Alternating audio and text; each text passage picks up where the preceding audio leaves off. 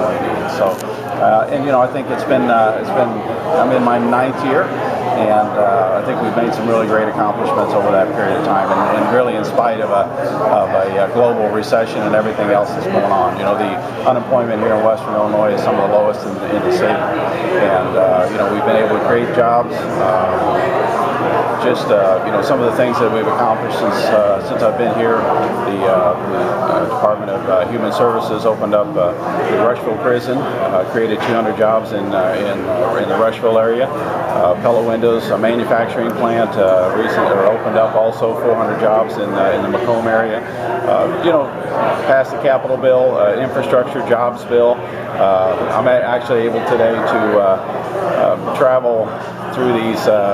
I think today I'm hitting 6 counties, and because of the completion of 336, and that wasn't there, just a few short years ago.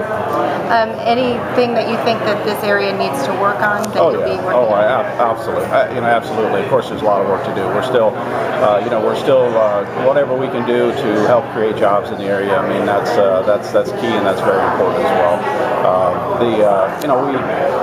I think we're slowly digging our way out of this recession, not just here in Illinois, but across the country. And we're going to continue to try to make the environment better to create additional jobs in the area. There's always infrastructure needs out there. There's always additional roads and bridges and schools and water and sewer lines that need to be laid. We're going to continue to work on those types of things as well. Okay. John, it really seems like things in Springfield, I think to say things are bogged down would be a kind thing to say. What has to change to get the ball moving? Well, I think we've already actually done that, Bob.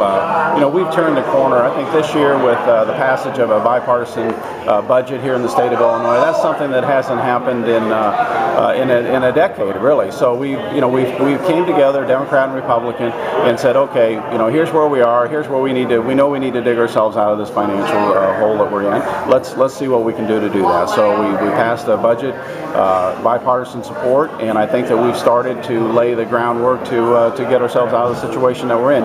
It's important to remember we didn't get into this situation overnight. We're not going to get out overnight. So I think we're headed in the right direction. And I've really one thing that I have absolutely focused on is the fact that I've never been a partisan person. I've always worked together. I worked together when Art Tenhouse was the state rep here. I worked very well with him. I worked very well with Jill Tracy.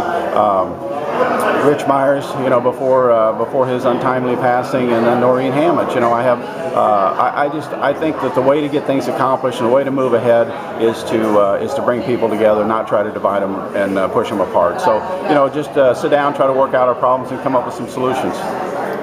John, your proposal to borrow money to pay bills is not getting a lot of support.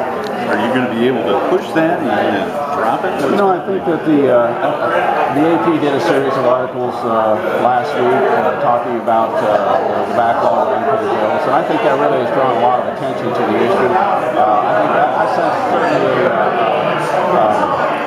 a renewed effort by a lot of people to say, okay, you've identified the problem, now let's see what we can do to fix it and come up with a solution. And basically, my proposal does this. It just simply refinances existing debt. So it's money that the state of Illinois owes, and it's basically on a short term. I want to refinance it on a little bit of a longer term and go out into the market, sell some bonds at a low interest rate, and pay the bills that we owe. And I think that there is actually additional support, and I feel that we're gaining momentum on that issue.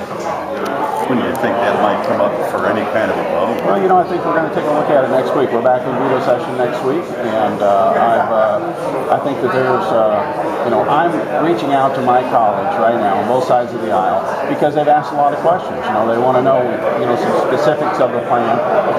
Talking with the comptroller, Judy Barczyk-Pinka, trying to get an accurate number as to what we do owe and who we owe it to, trying to answer those questions. And so I take that as a very positive thing that my colleagues are actually asking these types of questions. And so I think, we've identified what the problem is, and now I think folks are saying, let's see if we can come up with a solution. So I think there's a chance we can work on that, might even have some action on it next week.